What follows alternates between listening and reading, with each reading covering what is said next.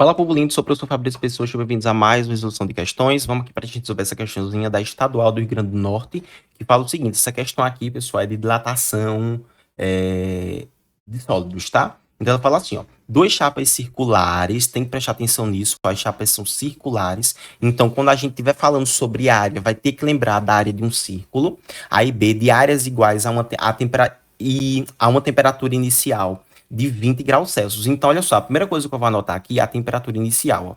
Temperatura inicial que eu vou chamar de TI vale 20 graus Celsius. Outra coisa também, pessoal, é a área inicial desse cara, tá? Porque essas áreas eu sempre vou trabalhar como sendo π vezes R quadrado. Fechou? Aí ele falou assim, ó.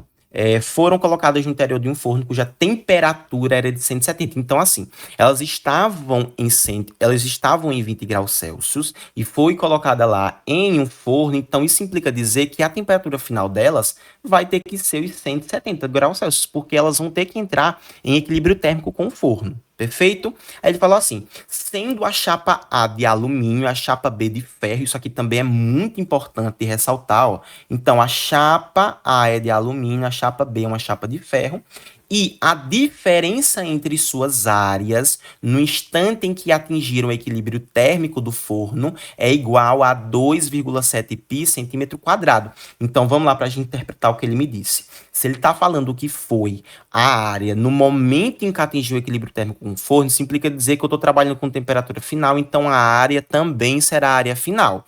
Então, o que ele está me dizendo é o seguinte, que a área da chapa de alumínio, que eu vou chamar de AA, menos a área da chapa de ferro, que isso, inclusive, pessoal, pode ser o contrário, tá? Eu ainda não analisei aqui quem que vai ser, como é que eu vou dizer?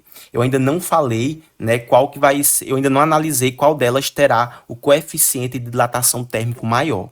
Mas aí eu vou escrever assim, tá? Por enquanto. Inclusive, eu vou até botar isso aqui em módulo, porque esse valor aqui, ele sempre terá que ser um valor positivo, tá? Então, isso tudo tem que ser igual a 2,7 π centímetro quadrado. Perfeito? Ele falou assim, então o raio inicial das chapas, no instante em que foram colocadas no forno, era de quanto? Ou seja, o raio inicial. Perfeito? Que é justamente esse Rzão que eu estou colocando aqui. Então, a primeira coisa que a gente vai fazer é determinar quanto que foi o coeficiente, ou melhor, quanto que foi a dilatação de cada chapa, tá certo? Só que para isso eu vou trabalhar cada material separadamente. Então, primeiro eu vou trabalhar o alumínio. Então, tudo que eu botar de roxo, vocês já sabem que eu vou relacionar aqui ao alumínio. Fechou? E aí, tudo que eu for botando de uma outra cor, daqui a pouco a gente escolhe qual, vai relacionar o ferro. Então, vamos lá. O alumínio tem coeficiente de dilatação linear, cuidado com isso. Então, eu vou chamar aqui, ó, alfa AL igual a 22 vezes 10 elevado a menos 6. Só que se liga, pô, ele está trabalhando com área. A área não é coeficiente de dilatação linear, é coeficiente de dilatação superficial, que a gente chama de beta. E eu sei que esse beta tem que ser 2 vezes o alfa, porque lembra, o alfa eu estou trabalhando com uma dimensão e o beta eu estou trabalhando com duas dimensões. Por isso que eu preciso multiplicar por 2. Então, o beta do alumínio, pessoal, tem que ser 2 vezes 22 vezes 10 elevado a menos 6. Fechou? Então, esse beta aqui do alumínio tem que ser igual a 2 vezes 22 dá 44. Então, fica 44 vezes 10 elevado a menos 6. Pronto. Fechou até então. Agora, o que a gente vai fazer aqui é determinar quanto que foi a taxa de variação dela. Ou seja, deixa eu passar aqui uma reta, uma linha, tá? E a gente vai fazer agora, não vou nem mudar, vou deixar ainda com o roxo, porque tudo for de roxo, a gente vai dizer ali que é do alumínio. Vou determinar, então, quem foi a taxa de variação dela. Lembra que taxa de variação, ou melhor, a dilatação superficial é ΔA, que é justamente a diferença entre a área final e a área inicial. E isso daqui tem que ser igual a área inicial vezes o beta vezes o ΔT. Lembrando que o ΔT é a variação de temperatura, que eu já posso, inclusive, calcular aqui, ó, porque eu sei que variação na física é tudo final menos o inicial. Portanto, esse ΔT só pode ser, ó, essas duas essas duas chapas chegaram em 170. Então, 170 é justamente a temperatura final, menos a temperatura inicial aqui, que nesse caso está valendo 20. Portanto, o nosso ΔT, que é a variação de temperatura, tem que ser de 150 graus. Ó, tenho aqui, então, calculada a variação de temperatura. Fechou? Então, agora eu vou fazer a substituição. Lembra que ΔA eu posso escrever como sendo A final menos o A inicial, e esse A inicial é a área. Lembra que eu já escrevi a área em forma de área de círculo, tá? Então, isso tudo tem que ser igual a área inicial vezes o beta vezes o ΔT. Bora trabalhar aqui junto comigo. Vou deixar a área final de um lado, vou pegar esse A0 que está negativo, passo positivo. Então, fica A0. Note que eu já tinha isso daqui, então fica o A0 mais A0 vezes beta vezes o ΔT. Botando aqui, pessoal, se vocês perceberem esse Azinho, eu consigo colocar ele em evidência, esse A0, ó, porque eu tenho A0 aqui e tenho A0 aqui. Então, vai ficar assim, ó. A0 colocando em evidência será igual a abre o parêntese. Eu colocar em evidência significa que eu vou dividir. Então, quando eu divido A0 por A0, isso dá 1. E quando eu divido essa expressão toda por A0, o A0 de cima corta com A0 de baixo, só sobra o beta vezes o ΔT. Professor, por que fez essa manipulação toda? Para ficar mais fácil. Mas eu poderia pegar ali, simplesmente jogar, substituir e estava pronto. Mas eu prefiro fazer assim. Então, ó, a área final do alumínio será igual à área inicial dele, que é π vezes R elevado ao quadrado. Tudo isso multiplicado por 1 mais o beta dele, que eu e você já calculamos aqui, ó. 44 vezes 10 elevado a menos 6, vezes a variação de temperatura, que nós já vimos ali que vale 150 graus. Portanto, a área final do alumínio será de π vezes R quadrado. Tudo isso daqui, olha só, entre parênteses, vou colocar 1, vou somar, porque eu tenho que multiplicar primeiro, né? Vou ficar, então, com 44 vezes 15.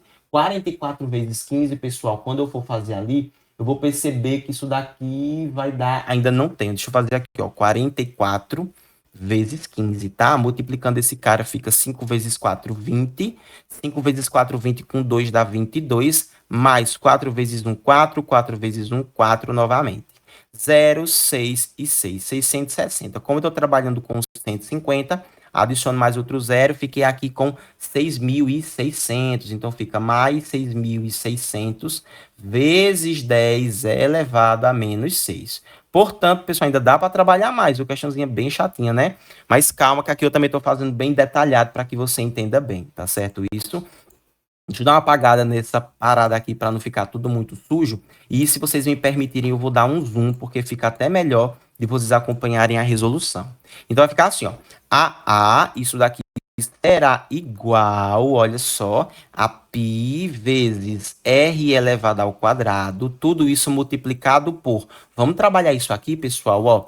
6.600 vezes 10 elevado a menos 6. Por quê? Como é que eu posso trabalhar isso? Eu sei que esses dois zeros aqui, eles correspondem à multiplicação de 100. Porque se eu fizer 66 vezes 100, dá 6.600. Então, esses dois zeros, eu vou suprimi-los e reescrevê-los como sendo 10 à segunda. Então, eu vou ficar assim, ó. 66 vezes 10 à segunda, vezes 10 elevado a menos 6. Fazendo essa multiplicação, repete o 66, que ele não vai operar com ninguém. Ele será igual à multiplicação de potências de bases iguais. Eu repito a base e somo os expoentes.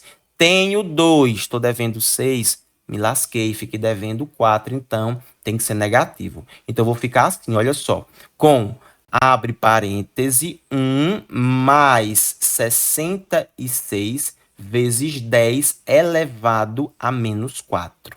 Perfeito? Então, tenho aqui, ó, a minha expressão. Disso daqui eu já não posso fazer mais nada, porque eu não sou nem louco de tentar resolver isso, pô. Porque eu vou ficar com um número minúsculo aqui e ninguém merece, né? Você concorda comigo?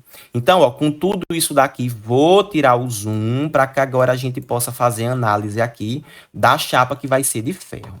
A chapa de ferro, se vocês me permitirem, eu vou fazer tudo dela aqui de azul.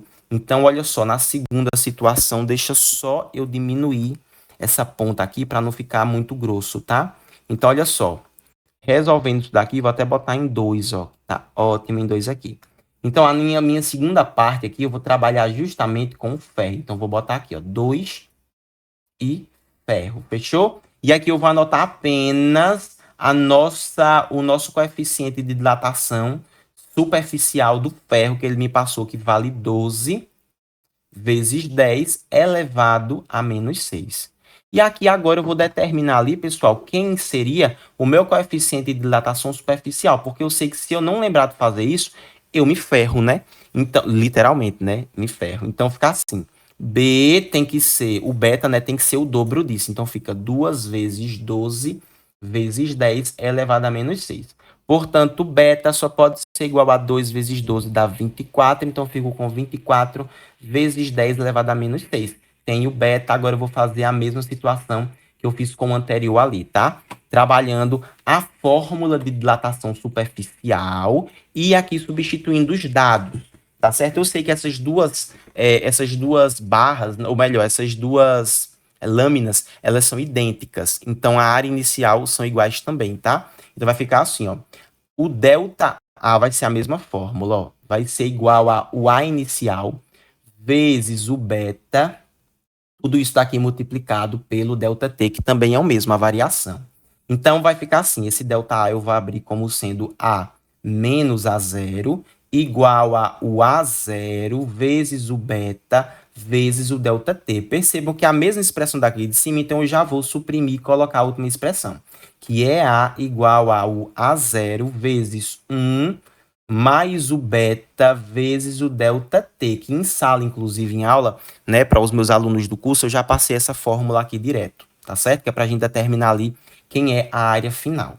Então, vai ficar assim, ó, a área final sendo igual a π vezes r quadrado, do mesmo jeito, tudo isso daqui multiplicado por 1, mais o beta, que nesse caso aqui o beta do ferro vale 24, vezes 10 a menos 6, vezes 150, que é o ΔT. Vou fazer aqui, pessoal, no cantinho junto com vocês, ó, o 24 vezes 15, depois adiciono um zero. 24 multiplicado por 15, eu vou ficar com 20. 2 vezes 5, 10, com 2 dá 12. Mais 1 vezes 4, 4. 1 vezes 2 dá 2. Somando esses caras, eu vou ficar com 0, 6 e 3. Como eu estava falando de 150, adiciono um zero. Vai ficar 3.600. Então, eu fico com essa resposta, ó. A igual a π, que multiplica r quadrado, tudo isso vezes 1, mais 3.600 vezes 10 elevado a menos 6. Novamente, pessoal, 3.600 vezes 10 a menos 6, esses dois zeros aqui eu posso reescrever como sendo 10 a segunda. Então, eu vou ficar com isso aqui. 36 vezes 10 a segunda, vezes 10 elevado a menos 6. Então, ficaremos com 36 vezes 10 elevado a menos 4. Ó, já vou facilitar ali. Então, A só pode ser igual a π vezes r quadrado, vezes 1, mais 36 vezes 10 elevado a menos 4. Perfeito isso aqui, gente. Ó, que show, que fantástico. Tenho, então, as duas áreas finais. E aí, a própria questão, ela me passou que a diferença entre as duas áreas finais devem ser ali, olha só, de 2,7 π. Então, agora eu vou usar essa expressão aqui para resolver a questão. Então, vou botar aqui o meu pincel vermelho e eu vou usar essa expressão para resolver, ó. No lugar da área do alumínio, eu vou botar aqui, ó, π vezes r quadrado, prestem atenção nisso daqui, ó, vezes 1 mais 66 vezes 10 a menos 4. Fechou? Deixa eu puxar isso aqui mais para lá, porque vai ficar melhor, acredito eu, ó. Puxando isso daqui mais para cá, ó. E porque aí não vai ficar, né, tudo muito em cima. Tudo isso daqui menos, eu tenho essa expressão toda, ó. Π vezes r quadrado, e aí tem que tomar cuidado que eu tenho que botar isso entre parênteses, né? Vezes 1 mais 66 vezes 10 elevado a menos 4. Tudo isso daqui tem que ser igual a 2,7 π. Perfeito. Aqui agora, pessoal, vou dar zoom para a gente resolver isso, ó. Aqui é uma equação do primeiro ou do segundo grau, né? Você que sabe da forma que vai querer olhar para isso. E agora vejam só, tá? Eu posso botar aqui, por exemplo, π vezes r quadrado em evidência, porque eu tenho π vezes r quadrado aqui e tenho π vezes r quadrado aqui. Então, botando em evidência, eu fico com π vezes r elevado ao quadrado vezes Aí vamos lá para a gente colocar isso tudo, ó. Dentro desse parênteses vai ficar 1 mais 66 vezes 10 a quarta, menos isso tudo aqui que sobrou. 1 mais 66 vezes... Opa, 66 não, né, gente? Calma, peraí, ó. Confundi, é 36, ó. Poxa, não percebi isso aqui, ó. Desculpa, tá, gente? Aqui é 36 porque é o do ferro. Ainda bem que eu notei isso aqui antes de substituir. Menos 36 vezes 10 elevado a menos 4. Tudo isso daqui é igual a 2,7 π. Pessoal, vejam só. Tem um π de um lado, π do outro, eu posso simplesmente cortar. Então, desse lado vai ficar r quadrado. E desse lado aqui, pessoal, vai ficar assim, ó. 1 mais 66 vezes 10 à quarta, menos, fazendo jogo de sinal, tá? Menos 1. E aqui vai ficar menos 36 vezes 10 a menos 4.